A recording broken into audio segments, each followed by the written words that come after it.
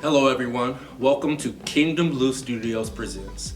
I am Aaron Mickens, and with this channel it is my desire to teach all you wonderful creatives out there across this big blue planet about the world of art and design.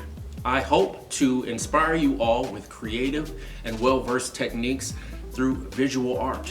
I have been drawing since I was strong enough to hold up a pencil, and since that time of doodling, I have learned a lot of small and great techniques that have made me into the artist that I am today, the artist that I'm proud to be. And I hope through the things that I've learned that I can share the wonderful techniques that have made me very creative and that I still use today. So if you're interested in that, if you would like to take this journey with me, if we could take this journey together, feel free to join. Like and subscribe if you will, or if you know someone else that might be interested, or the artists themselves looking to refine their skills and techniques in their tool bag, ask them to join along as well.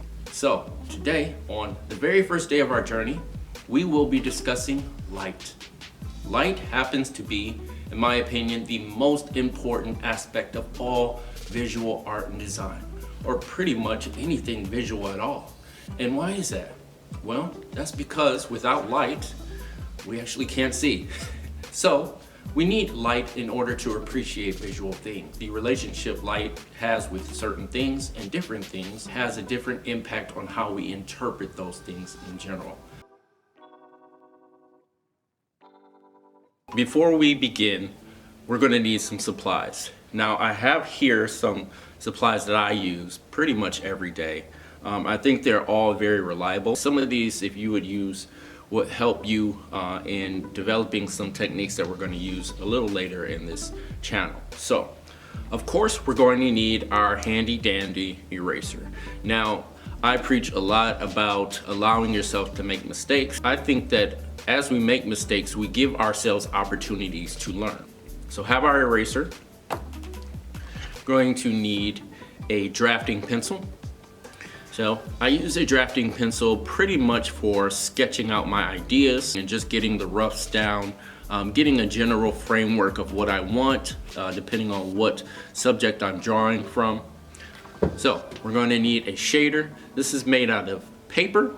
It helps us blend those shading areas together without making too much of a mess. So this is very useful as well. So you want to get you a pack of these. Very inexpensive. You can find them at your nearest art store. I also like to use a non-photo blue pencil.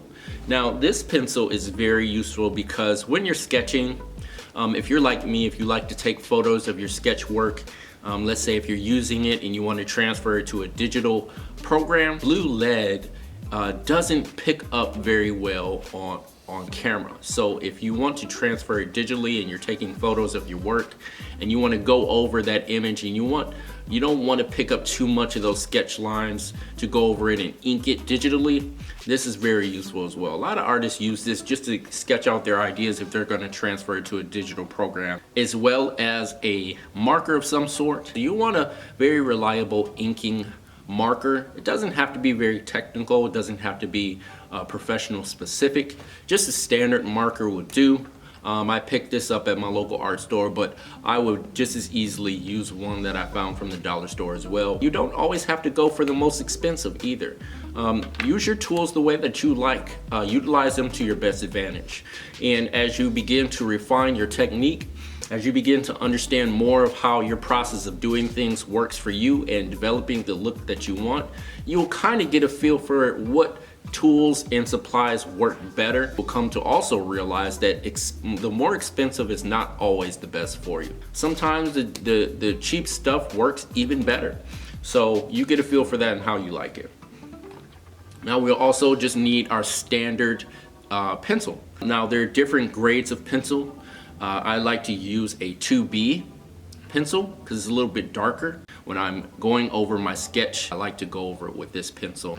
And also you're going to need a reliable pencil sharpener. Now this as well, you don't have to go spending a whole lot of money to get something decent, something that works. But really what we're focused on is on our mind to muscle connection and how we think about the artwork and how we think about what we're doing. Not necessarily how we're thinking about the tools that we're using. But for now, these are the supplies that I use on a daily. These are some of the ones that I highly suggest. If you guys want to take this journey with me, you want to have these tools in your tool bag so that we can all be on the same page as we're rolling.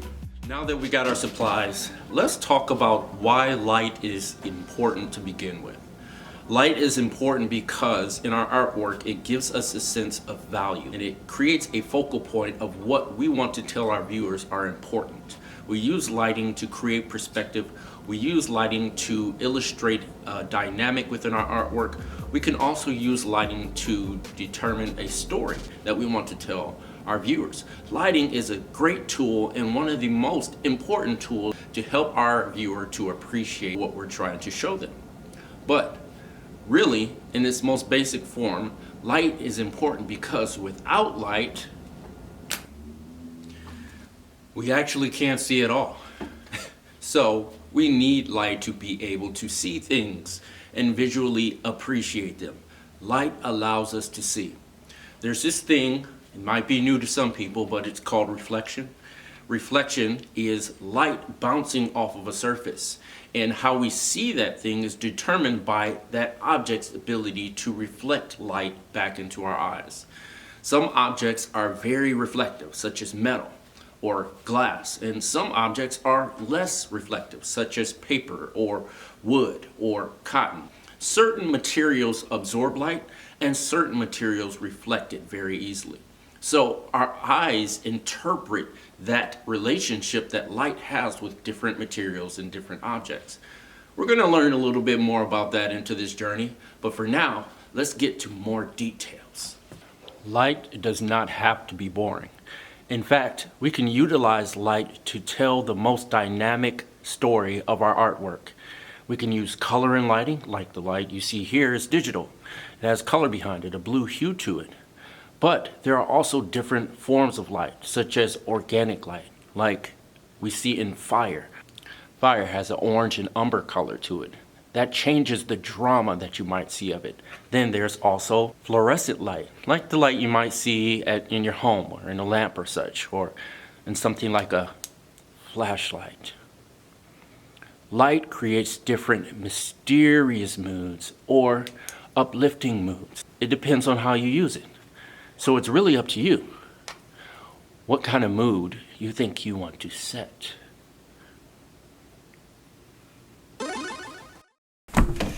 Now, I know what you're thinking. He has to have won the smartest person in the world contest like 5 times. You'd be close. I came in second all 5 times. But what you also might be thinking is, how does this really apply to subjects? How can I utilize this and implement lighting into my drawing and my drawing techniques? Well, I'll show you. Let's take a look at our trusty friend, Captain America. Mr. America, would it be okay if we use you for this presentation?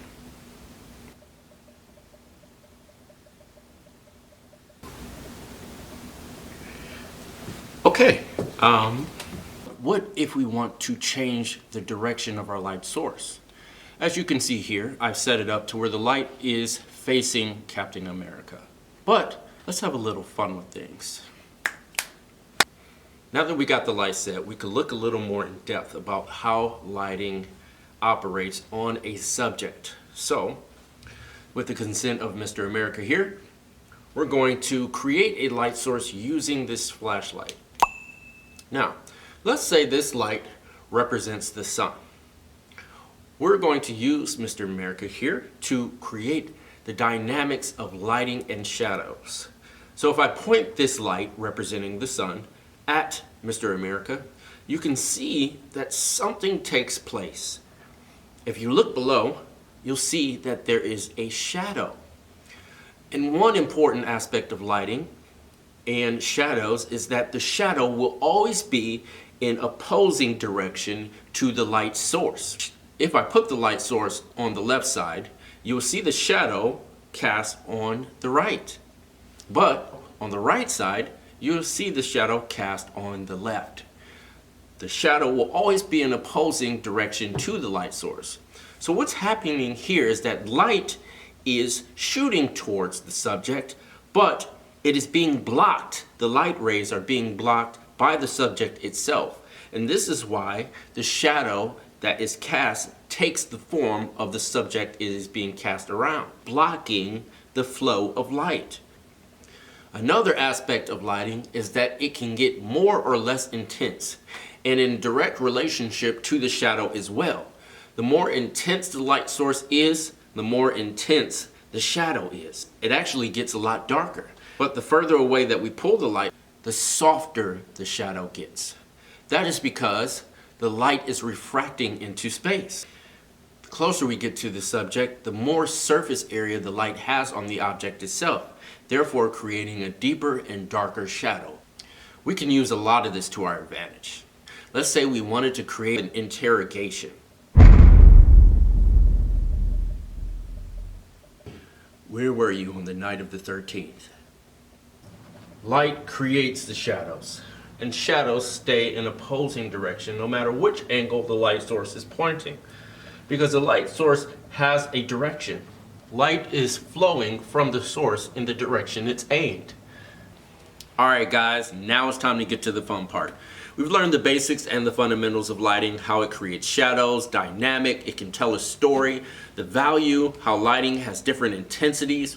Now it's time to implement these things into our actual artwork. So, get your supplies ready, your pencils, your sharpeners, your erasers, and most importantly, your sketch pad, and let's implement these techniques into our actual artwork.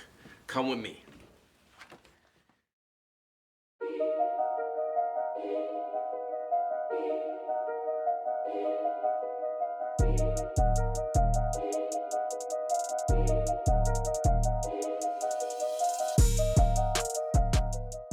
All right, creative geniuses.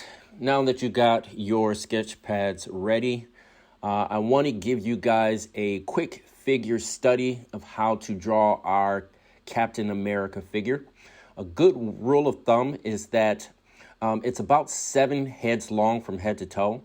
So if we draw a circle representing the head, you see I got that sketched out here, it will roughly be in measurement equal in size circles of 7. So I got 1 for the head and then 6 more. This represents a general symmetrical measurement of what the human body should look like. So when you're sketching, for those starting off, you could draw 7 circles to represent the head to toe measurement. So I'll number these for you guys, 1 through 6. These numbers will be important to remember. 1 represents the head, 2, 3 represent the torso, 4.5 to 5 represent the pelvis, and 5 to 6.5 represent the feet. So let's go ahead and start mapping these out. So from the bottom of 1 to the bottom of 3, this area, these circles represent where our torso will be. So I'm going to go ahead and write that out for you guys so you see that. That's our torso area. Let me darken it in so you can see it a little better. So these lines are where our torso will fall in our figure. All right, now moving over to where the pelvis will be. So we'll start from where we left off at 3 till 3.5 here. This will be the bottom of our pelvis area.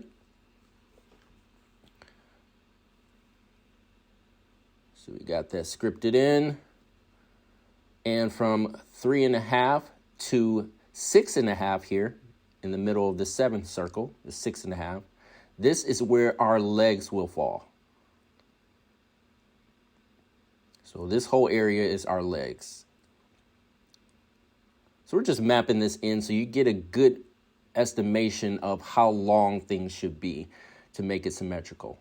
So from 6.5 to the bottom of 7 will be our ankle marker down to our feet.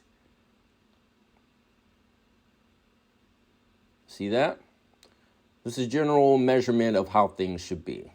So the top is our head, I'm gonna make these lines so you see that this represents the head a little bit. Now I'm gonna go in and I'm going to start blocking in some of the shapes that represent the human figure. So we'll start back at the top with the torso.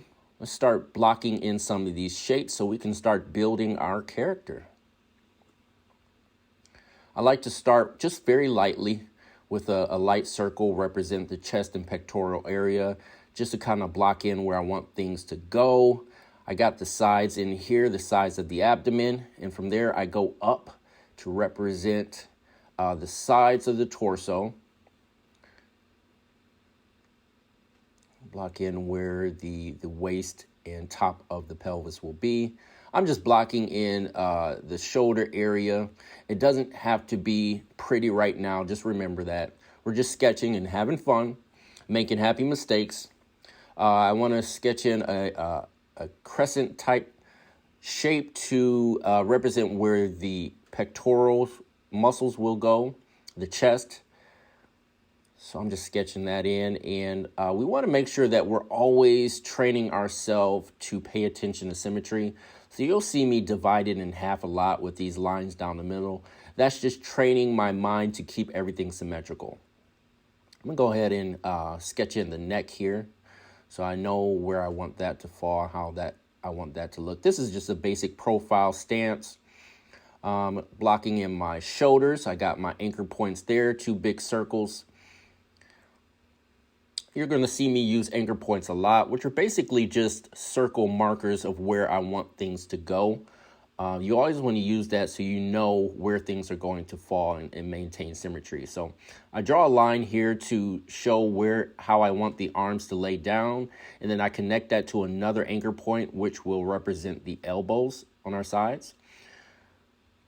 And then I continue on down for the forearms and draw another anchor point where I want the hands to go. So this is a very basic forward-facing stance, nothing too advanced. We're going to get into a little more stances in perspective and poses a little bit later. So now I'm blocking in the pelvis shape. It's a triangular kind of shape. Again, drawing a line down the middle to train myself to remember symmetry. It's always very important to remember symmetry, guys. That's the name of the game. Me, I like to continue on just having a little fun sketching where I'm inspired to after I got these blocked in shapes. Just continuing to have fun with it. So if you feel inspired to kind of sketch a little more onto these lines, go ahead. So I like to just allow myself to be free and just roll with it.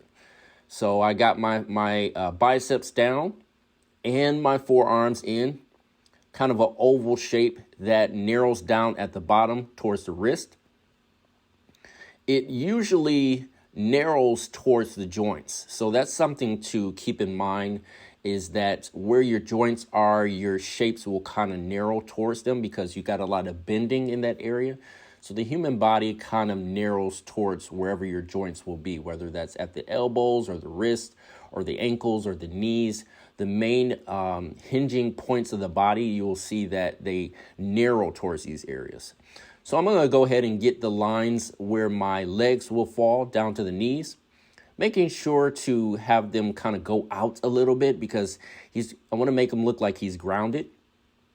Adding another anchor point at the knee here. These are my knees. As you can see that I'm having them spread out a little bit so it looks like he's balanced as he's standing. I don't want to have it going straight down because it'll look like my audience will look at it and think that he could just easily fall over. So we don't want to give that idea. We want to make it look like he's grounded. So these are my knees. Darkening these anchor points so you guys can see these are all the anchor points of where the joints are on my figure. This is a very healthy practice, you guys. As you get more and more practice, you won't have to do this, but obviously I'm sketching this so you guys can know how to train yourself to maintain symmetry. So I'm blocking in the oval shapes for the thigh area from the bottom of the pelvis down to the knee. And then I'm going to go over that anchor point with another circle to represent the knees themselves. And I'm doing this so you guys can see that where it falls is between 5 and 6. In between that is going to be where the knees are at the 5.5 marker. Just so you guys can see how everything kind of falls at some point on the circle. So at a 5.5, a half marker, or the bottom marker itself, it falls at one point. And it's all very symmetrical. So once you block all of this out together, you kind of get a great idea as you're creating different characters of what symmetry kind of looks like. So you see I got the calves here, another oval shape from 5 to 6.5 is where my calves will go. So you see that knee down to the 6.5 area is where the calf will go. So I got that blocked in, and now I know from down from here will be my ankles and my feet. So I'm going to put that anchor marker in to show you guys that this goes down to the 6.5 area right in the middle of 7. And now I'm going to sketch in the shapes of my feet. Now, to remember, we are just sketching. That's all we're doing. So I like to use like a triangular kind of shape you want to call that for the feet. And then I use somewhat of a like diamond shape, I don't know, for the hands. Just very basic. We're not trying to make everything perfect right now. We're just getting in those basic shapes. So right now, as you can see, we got the basic structure of the figure. So we're good to move on.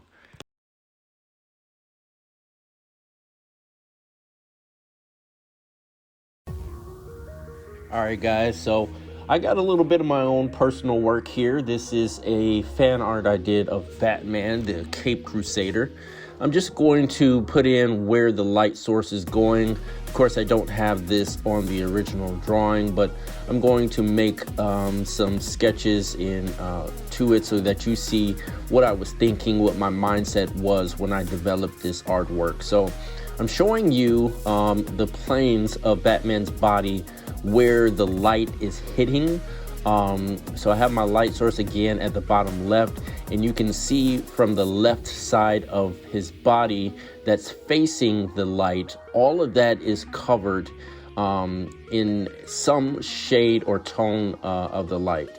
So certain parts are more direct in the light. So you see his front left leg is closer to the light source, so the light is stronger, and how we discussed that a little bit, and how it has more surface area in contact with the light source itself, or I should say in the direction of the light source. So it's closer to that, and therefore it's getting more contact with the light, and that makes it brighter.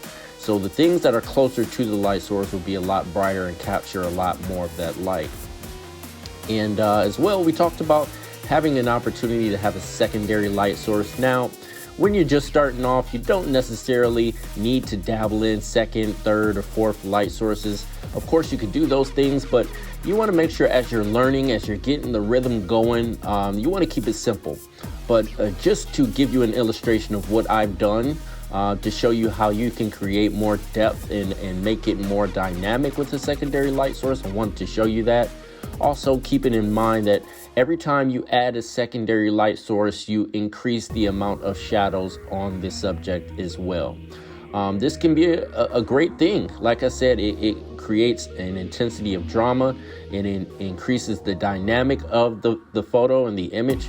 It just creates an overall more intense and sense of depth to the illustration. So it's always fun to add more light sources, but it comes with a better understanding of what you're doing with the light and how you want to utilize it to create the overall effect. So it's really up to you and what you're thinking would enhance it.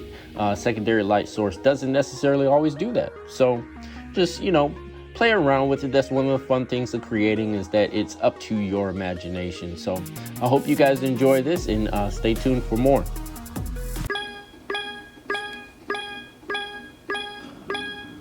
That's the KPS signal. You know what that means? We got mail.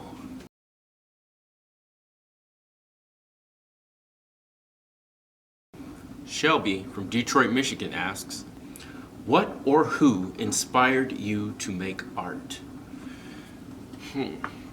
When I think about my earliest years of drawing, I think it really comes down to the shows I watched as a kid, like Power Rangers or Ninja Turtles or Dragon Ball Z or the animated series of Batman.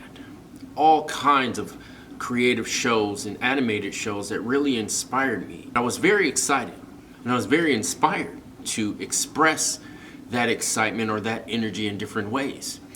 And even though I got all the toys and all of the outfits and all the costumes, I just couldn't quite get the itch scratch of expressing how excited I was. So my dad used to get these big pieces of paper and he would put them down for me and my brother, and he would just give us a bunch of pencils and we just started to draw. Eventually, after a while of doing this, I gained a passion for it. I started to realize that I really enjoyed this. And so I did it more and more. And as I continued, the passion grew. I think the shows that I used to watch are really the things that ignited the fire in me to start drawing. Thanks for asking, Shelby. All right, my creative people out there, thank you for taking the first step in our creative journey together with Kingdom Blue Studios, where we discuss the basics of lighting. I really had fun on day one. We got a lot more to come through this channel, a lot more in-depth techniques. We're even going to break down lighting a little bit more, get a little more into it, because it is a world of information. So I'm happy to provide this for you. If you guys are having fun, remember, if you would like and subscribe if you want to stay tuned for more episodes than what we got coming next. I'll see you soon.